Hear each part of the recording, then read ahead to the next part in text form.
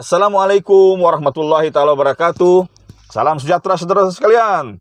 Alhamdulillah berjumpa lagi kita di channel Spontan Siring Jalan, channel Malaysian Respon.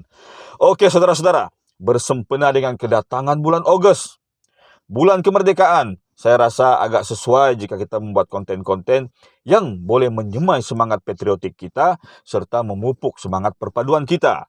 Oke saudara-saudara, kalau kita perhatikan biasanya di bulan Ogos ini banyak sekali acara-acara yang diatur untuk memeriahkan lagi sambutan dan membolehkan kita merasai semangat kemerdekaan. Di antaranya adalah pengiktirafan atau penganugerahan gelaran kepada warga negara yang banyak menabur jasa. Oke? Selain daripada ahli politik, ahli perniagaan, ahli sukan, tidak kurang juga mereka-mereka yang datang sebagai penggiat industri hiburan diberikan penganugerahan ini. Ya, kalau kita perhatikan ada yang mendapat pangkat Datuk, ada yang title Datuk Seri, malahan ada yang diberikan gelaran Tan Sri. Seperti seniman agung kita, Allahyarham Tan Sri P. Ramlee dan Tan Sri Jin Samsudin. Kalau Datuk Seri tidak lain tidak bukan artis nomor 1 negara, biduanita kita, yaitu Datuk Seri Siti Nurhaliza Tarudin. Oke, tetapi saudara-saudara, kalau kita perhatikan, kebanyakan daripada penganugerahan ini lebih diberikan kepada artis-artis dari golongan mainstream. Ya, artis-artis golongan mainstream ini maksudnya artis yang sudah tersohor. Sedangkan kreativiti yang dihasilkan oleh artis-artis yang bukan daripada golongan mainstream pun tidak kurang hebat. Biasanya saudara-saudara, kriteria yang digunakan pakai untuk melihat penganugerahan ini adalah satu, daya kreativiti, kemudian impak kepada karya berkenaan. Kalau karya berkenaan kontroversi bikin orang pusing kepala macam karya Datuk Alif Sukri, itu tidak payahlah. Tapi kalau kreativiti yang boleh memupuk semangat perpaduan, menunjukkan kreativiti kita, saya rasa itu wajar. Jikalau penganugerahan ini tidak terbatas kepada artis dalam negara saja, malahan artis luar negara, contohnya Datuk Shahrukh pun diberikan anugerah Datuk karena satu ketika dulu beliau membantu mempromosikan negeri Melaka melalui filem One Two Kafur. Begitu juga dengan penyanyi dari seberang, Datuk Rosa, ya. Maka saya rasa tidak salah kalau artis-artis daripada golongan non-mainstream ini kita berikan penganugerahan atau pengiktirafan. Apatah lagi saudara-saudara kalau kita perhatikan rata-rata atau kebanyakan artis atau penggiat seni daripada golongan non-mainstream ini adalah daripada kalangan bukan Melayu. Jadi ini akan menambahkan lagi the pool of talents, ya. The pool of talents di kalangan warga negara kita, tidak terbatas kepada satu etnik saja, ya. Karena kalau kita lihat idea mereka pun tidak kurang hebat. Dan jika kita memperbanyakkan penganugerahan datuk atau apa saja gelaran kepada artis daripada golongan bukan Melayu, maka semangat kekitaan itu akan dapat kita pupuk. Kalau kita perhatikan saudara-saudara, daripada kalangan masyarakat India, kalau saya tidak salah, yang ada Datuk Arumugam, Datuk David Arumugam daripada Ellie Cats dan Datuk Hans Isaac. Itu saja yang saya ingat lah, saya tidak tahu kalau masih ada yang lain. Daripada golongan artis Cina, saya kurang pasti. Jadi saudara-saudara, kalau kita lihat kepada keadaan sekarang ini, saya rasa ada beberapa kandidat atau calon-calon yang sangat kuat untuk kita berikan pengiktirafan ini. Contohnya Elizabeth Tan. Beliau merupakan seorang multi-talent.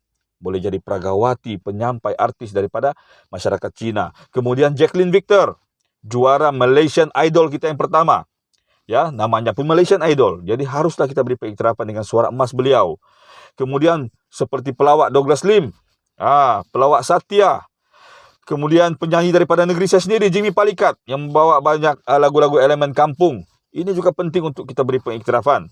Tetapi menurut saya ada dua calon terkuat yang harus kita berikan gelaran datuk ini. Ya, yang pertama agak kontroversi sedikit, yaitu Nemwi. Kenapa saya rasa Nemwi patut diberikan pengiktirafan? Karena saudara-saudara, walaupun beliau kontroversi, kekontroversian Nemwi ini sebenarnya lebih kepada penyalahartian maksud karya kreatif beliau. Nemwi sebenarnya cuma menyampaikan mesej yang lain, tetapi ada pihak tertentu yang memanipulasi cara Nemwi yang agak ekstrim untuk melabelkan beliau sebagai seorang yang non-nasionalis lah, kontroversi lah, kasar lah, dan macam-macam. Tapi kalau kita perhalusi karya Nemwi, yang memang sukar kita lakukan karena karyanya tidak ditayangkan di Malaysia, kalau kita perhalusi, maka kita akan tahu Nemwi sebenarnya berniat baik.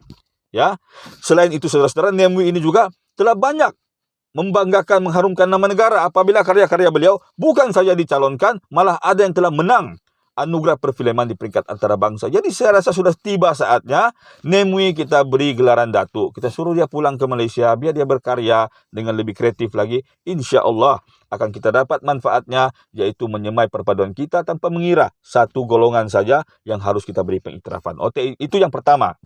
Calon yang kedua, tidak lain tidak bukan idola saya, Santosh. Siapa yang tidak kenal Santosh, saudara-saudara? Beliau merupakan seorang anak muda India yang sangat-sangat kreatif.